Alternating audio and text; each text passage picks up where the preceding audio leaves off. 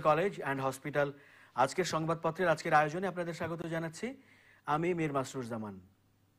সংবাদপত্রের শিরোনাম আর চলমান পরিস্থিতি নিয়ে আলোচনার নিয়মিত এই আয়োজনে আজ আমাদের সঙ্গে রয়েছেন সাংবাদিক, গবেষক এবং বিশ্ববিদ্যালয় শিক্ষক জনাব আহসান চৌধুরী। আমরা স্বাগত জানাচ্ছি আপনাকে। ধন্যবাদ। তো সংবাদপত্রের শিরোনামগুলো দেখে আলোচনা শুরু করছি। দৈনিক ইত্তেফাক, 60 গডফাদারের মাধ্যমে মাদক আসে মিয়ানমার থেকে। স্কুলে বাংলা ও ইংরেজিতে জোর দেওয়ার নির্দেশনা প্রধানমন্ত্রীর, একনেকে 16 প্রকল্প অনুমোদন। বাংলাদেশ প্রতিদিন, দৃষ্টি এবার গাজীপুরে, খুলনার অভিজ্ঞতায় জয় চায় আওয়ামী লীগ, ছাড় দেবে না বিএনপি, এগোবে ভিন্ন কৌশলে। পরিবর্তন আসছে ডিজিটাল নিরাপত্তা আইনে। মানব জমিন, 2 মেয়াদে নির্বাচন প্রসঙ্গ আছে 16তম সংশোধনীর রায়েও। আমাদের সময়, হিট লিস্টে 500, গোয়েন্দা প্রতিবেদন 45 গডফাদার ঢাকায়, দেশে মাদকের বিষ ছড়াচ্ছে 18,000 ব্যবসায়ী। ক্ষতিপূরণের রায় পেয়েও অর্থ পাওয়া দায়, রাজীবের ভাইদের ক্ষতিপূরণের আদেশ স্থগিত। যায় যায় দিন, 7 মাসেও শেষ হয়নি স্বাস্থ্য পরীক্ষা ও পুলিশি তদন্ত, 36তম বিসিএস। ভোরের কাগজ, ইয়াবার প্রবেশ পথ খোলা রেখেই সাঁড়াশি অভিযান, র্যাবের সঙ্গে সমন্বয় হচ্ছে কোস্টগার্ড। উন্নয়নের নামে খোঁড়াখুঁড়ি, দ্রুত ভরাটের গরজ নেই। আমাদের সময়, প্রথম দফায় পদ্মা সেতু রেল সংযোগ প্রকল্পের ব্যয় বাড়ল 4200 কোটি টাকা। দৈনিক দিনকাল, খুলনা নির্বাচনে ইসি ব্যর্থ। দৈনিক সংগ্রাম, আইন শৃঙ্খলা ভেঙে পড়ার উপক্রম, অরক্ষিত রাষ্ট্রীয় কোষাগার, রিজার্ভ চুরির কুলকিনারা করতে পারেনি সরকার। দৈনিক করতোয়া, প্রধানমন্ত্রী শুক্রবার কলকাতা যাচ্ছেন, মোদির সাথে বৈঠকে থাকবে তিস্তা ও Rohingya issue. The Independent, crackdown on drug peddlers, 11 more killed in shootouts. The New Nation, crackdown on drug peddlers, 11 more killed in shootouts. দৈনিক সংবাদপত্রের শিরোনামগুলো দেখলাম। আজ একদম অভিন্নভাবেই প্রধান শিরোনাম হচ্ছে দেশব্যাপী মাদক বিরোধী অভিযান, এবং যেটি দেখা যাচ্ছে যে বন্দুকযুদ্ধ কোট আনকোট 11 জন আরো নিহত হয়েছেন। ধন্যবাদ। আমার মনে হয় মাদক বিরোধী অভিযানটা এখন এই মুহূর্তে সরকারের যথেষ্ট গুরুত্ব পেয়েছে, কিন্তু পৃথিবীতে জন্য যেসব জায়গায় মাদক বিরোধী অভিযান হয়েছে সেখানে সংকটটা দুই দিকে হয়। একটা হচ্ছে যে মাঠ পর্যায়ে যারা মাদক বিক্রি করছে তাদের একটা ভূমিকা আছে, অন্য যেটা হয় যে সেটা একটা খুব বড় মাপের ব্যবসা। তো পৃথিবীতে সব জায়গায় মাদকের বিরুদ্ধে যে আন্দোলনগুলো হয়েছে সেটা খুব সফল হয়েছে আমরা বলতে পারি না। তো বাংলাদেশ যে এই মডেলটা ফলো করছে সেটা হচ্ছে ফিলিপিন্সের মডেল, লোককে ধরে মেরে ফেলো। ফিলিপিন্সে অনেক মানুষকে মেরে ফেলেছে। কিন্তু আমি এইটা নিয়ে একটু লিখতে গিয়ে আমি ফিলিপিন্সের অবস্থান নিয়ে খোঁজ করে দেখছিলাম যে দুটো সমস্যা হয়। এক হচ্ছে যে মোটামুটি যে যারা মাদকের ব্যবসা করে তাদেরকে ধরে মেরে ফেলছে, এটা খুব পরিষ্কার, এটা নিয়ে মানুষের কোনো দ্বিমত নেই, মানুষ এটার বিপক্ষেও নাই। বেশিরভাগ মানুষ বলছে, মানবাধিকারের যারা সঙ্গে জড়িত তারা এই বিষয়টা তুলছেন, সাধারণ মানুষ এটার ব্যাপারে কিছু নাই। কিন্তু এটা বোঝা যাচ্ছে যে যে আইনি ব্যবস্থার মধ্যে দিয়ে এটা সামাল দেওয়ার চেষ্টা করা হয় এটা আমাদের সবল না, যে কারণে এই জিনিসটা করতে হচ্ছে। তো দুর্বল আইন ব্যবস্থা যদি থাকে, যার সূচক হচ্ছে বন্দুক দিয়ে মানুষকে মেরে ফেলা হচ্ছে, যে তার মানে হচ্ছে মাদকের মতো এত বড় ব্যবসাকে আইনের নিয়ন্ত্রণে আনা সম্ভব না। তো আপনি তো নিরন্তর মানুষকে মেরে যেতে পারবেন, কিন্তু একটা পর্যায়ে গিয়ে তো এই জিনিসটাও তো তখন থামতে হয়, কারণ অন্যান্য মানুষকে তখন মেরে ফেলার বিষয়টা চলে আসে। একটা সমাজে কতজন মানুষকে আপনি মারবেন? অন্য যেটা হয়, এটা যখন ব্যবসা হয়, পশ্চিমের কথাতেই আমি বলি যে ব্যবসা যখন হয় তখন ব্যবসার সূত্রটাকে আক্রমণ করতে হয়। তো আপনি যদি ফিলিপিন্সেরটা দেখেন, ফিলিপিন্সে যখন বড় মানুষের গায়ে হাত দিতে গেল তখনই কিন্তু এই জিনিসটা কমে গেল, তখন আর খুনাখুনি বন্ধ হয়ে গেল। অতএব আপনাকে শুধু ছোট মাঠ পর্যায়ের যে ওষুধটা বিক্রি করে, ইয়াবা বিক্রি করে বা অন্য নেশার বিষয় বিক্রি করে, তাকে শুধু মারলে বা ধরলে চলবে না। আপনাকে যারা বড় ব্যবসায়টা করে, যারা এটার পয়সা এরা ইনভেস্ট করে বা যারা এটাকে চালায়, তাদের ধরতে হবে। সেটা না করলে এই মাঠের খুচরা মানুষদেরকে মেরে ফেললে এর বদলে আরো অন্য খুচরা মানুষ আসবে।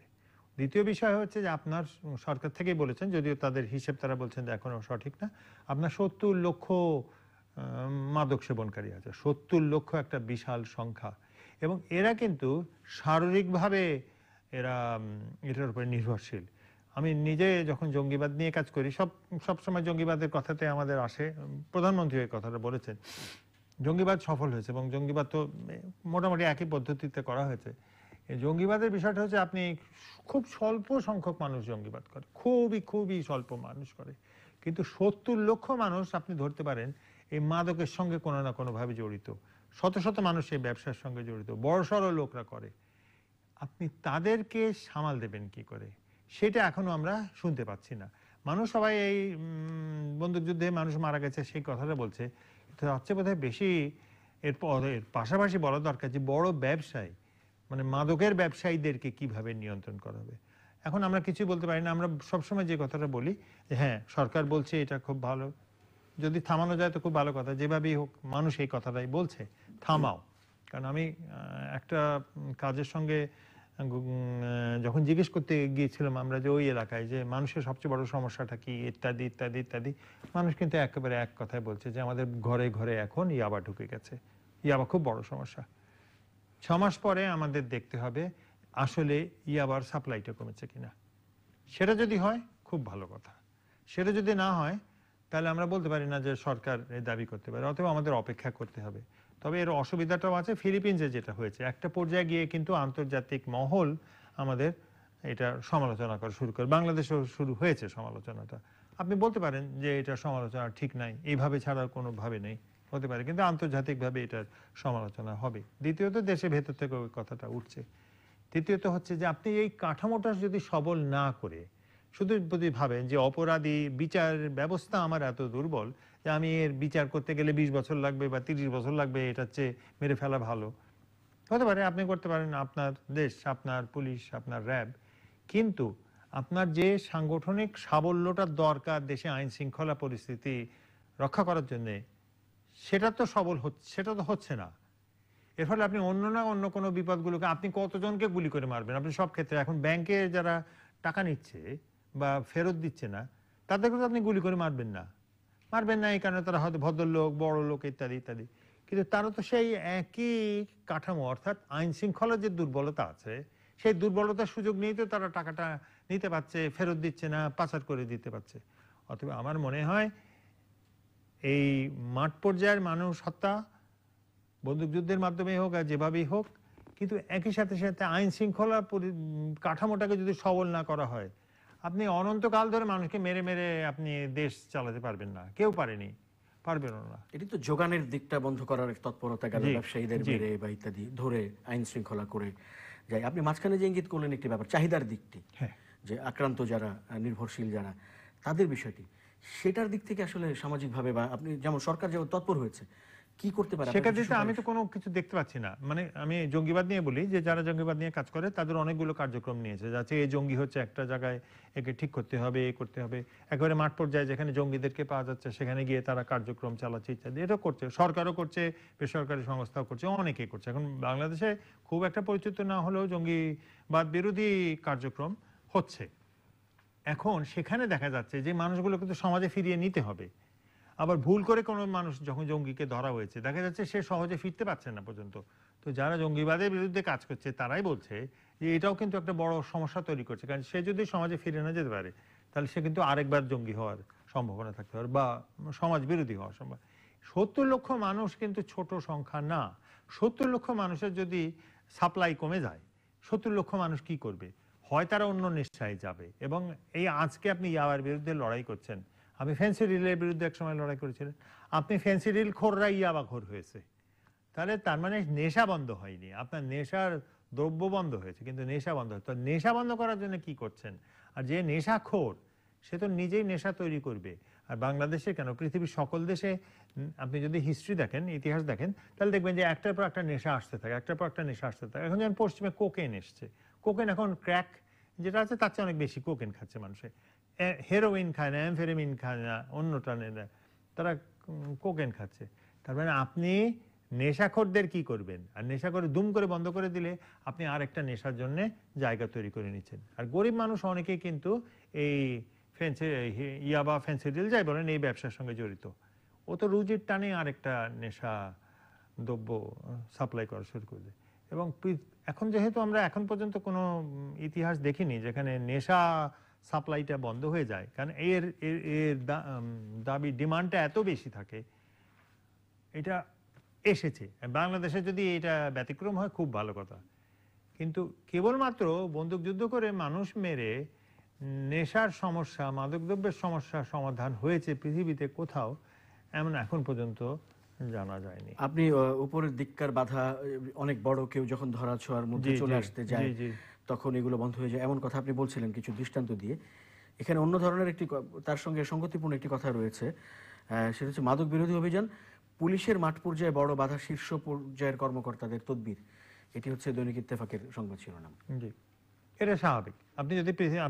আপনি মেক্সিকো দেখেন, যেখানে খুব বড় মাদকদ্রব্যের সমস্যা, সেখানে তো পুলিশ বাহিনী পুরোপুরি জড়িত, আইন শৃঙ্খলা বাহিনী জড়িত। সেখানে বিভিন্ন এলাকা অঞ্চল আছে যেখানকার পুরোটাই মাদকদ্রব্য আলাদের হাতে। তাহলে সমস্যাটা যতটা সহজে আমরা ভাবছি যে গতকাল 20 জনকে, আজকে ধরুন 50 জনকে মেরে ফেলা হয়েছে, ধরুন আগামী 7 দিনে 50-এ আরো ধরুন তো 100-200 মারা যাবে। কিন্তু আপনি একটা হিসাব করে দেখুন কত শো আছে, মাঠ পর্যায়ে কত শো আছে।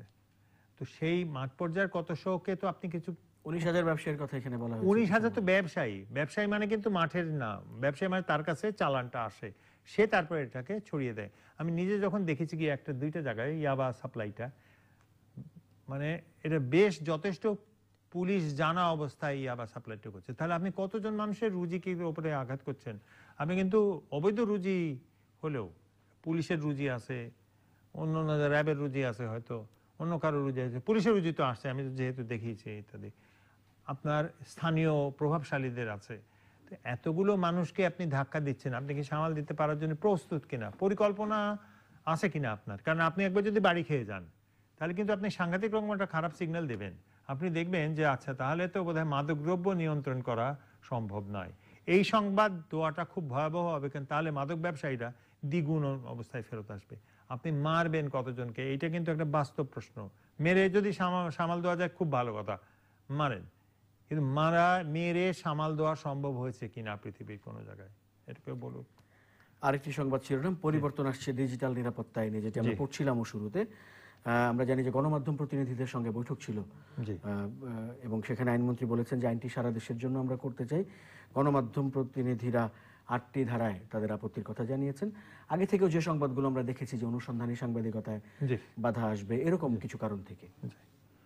আমার মনে হয় এই আইনটার কথা বারবার আমরা বলেছি, আমরা নিয়ন্ত্রণের মাধ্যমে আমরা এটা সামলাবার চেষ্টা করছি। মূলধারার গণমাধ্যম কিন্তু আসলেই সামলে দেওয়া সম্ভব, কারণ তাদের উপরে তো অনেক রকম চাপ দেওয়া যায়। মালিক একটা বড় বিষয়, আপনি মালিকের উপরে চাপ দিলে সেই প্রতিষ্ঠান সংগঠন হবে। আপনি সামাজিক গণমাধ্যম সামলাবেন কি করে? আমাদের দেশে আমি তো ট্র্যাক করি, এটা তো আমার কাজ। আমি গণমাধ্যম কোন দিকে যাচ্ছে, কোন ধারায় যাচ্ছে, এটা আমি একবারে প্রতি মাসে আমার একটা হিসাব তৈরি করি। আমি তো দেখতে পাচ্ছি যে মানুষের আস্থা অনেকগুলো, আপনি নিজ গণমাধ্যমের গবেষণার সঙ্গে জড়িত, আপনি জানবেন যে গত 5 বছরে মানুষের কিন্তু মূলধারার গণমাধ্যম বলতে যেটা আমরা বোঝাই, পত্রিকা বলেন, টেলিভিশন বলেন, তার উপর থেকে চোখ সরাচ্ছে মানুষে। আমি গত পরশুদিন একটা রিপোর্ট দেখছিলাম যে কাকে আপনি সবচেয়ে বেশি বিশ্বাস করেন। আপনি কিন্তু 100 জন মানুষকে বললে বিশ্বাস কাদের কাদের আপনি বিশ্বাস করেন সেই তালিকাটা ঠিক আছে, কিন্তু আপনি কি শুধুমাত্র তাদেরকে বিশ্বাস করেন? সবার কিন্তু একটু সন্দেহ রয়েছে সকল গণমাধ্যম সম্পর্কে, এবং মানুষ চোখ ফেরাচ্ছে। যদিও তারা জানে, যে কথাটা আমি বলি, যদিও তারা জানে যে সামাজিক গণমাধ্যমের মধ্যে প্রচুর ভুল খবর দেয়, ফেক নিউজ দেয়, ইত্যাদি দেয়, তারপরেও কিন্তু তারা চেক করে। তার মানে এটা তো একটা খুব বড় একটা সংবাদ যে মানুষ কিন্তু মূলধারা গণমাধ্যম থেকে চোখ ফেরাচ্ছে। তো যে এই আইনটা হবে, এই আইনটা দিয়ে সরকার মূলধারা গণমাধ্যম নিয়ে আমার মনে হয় না খুব একটা চিন্তিত। যেটা অনেক বড় পরিসর নিয়ে আসছে সেটা হচ্ছে সামাজিক গণমাধ্যম, সেটাকে সরকার নিয়ন্ত্রণ করতে, এটা পৃথিবীর কোনো জায়গায় নিয়ন্ত্রণ করা সম্ভব হয়নি। এখন সরকার যদি মনে করেন যে তারা নিয়ন্ত্রণ করবেন, হয়তো মামলা করবেন, জেল দেবেন, এ করবেন, ও করবেন, ইত্যাদি ইত্যাদি, এটা কতদিন ধরে এই জিনিসটাকে করা যাবে? আমার মনে হয় এই সমঝোতাটা যদি সরকার করতে না পারেন তার সরকার বলতে এই সরকার বলছি না, আমি যারা সরকারে থাকেন, এই যে নিয়ন্ত্রণের মাধ্যমে আমি সমাজকে ঠিক করে রাখবো, ততদিন পর্যন্ত এটা হয় না। আমি পশ্চিমা গণমাধ্যম পড়ি, এক গণমাধ্যম হিসেবে খুব বিরক্ত লাগে পড়তে, কারণ এই যে সংবাদগুলোর সঙ্গে আমার সম্পর্ক নাই, কিন্তু ওখানে দেখেন ট্রলিং কিচ্ছু আটকানো যায় না, কিচ্ছু আটকানো যায় না। আপনি ট্রলিং করে ওখানে লক্ষ লক্ষ, ওখানে কিছু মানুষ আছে যাদের কাজই হচ্ছে ট্রল করা, কিচ্ছু করা যায় না। এই জন্য আমি বলছি যে এইটা একটা অবিশ্বাস্য একটা জগতের সঙ্গে লড়াই করছেন আপনি। আমার মনে হয় আমার দেশে যারা নীতি নির্ধারক, তারা বোধহয় সামাজিক গণমাধ্যমের ব্যাপ্তিটা ধরতে পারেন না। তারা ভাবেন যে 10 জনকে, 20 জনকে, 50 জনকে, 100 জনকে আমি মামলা করে আটকাবো। আপনি মামলা করতে পারেন, মনে করেন প্রধানমন্ত্রী বা জাতির জনকের বিরুদ্ধে যখন হবে সেগুলো খুব সহজেই ধরা। আপনি 5,000 যখন এরকম ঘটনা ঘটবে আপনি কিভাবে নিয়ন্ত্রণ করবেন?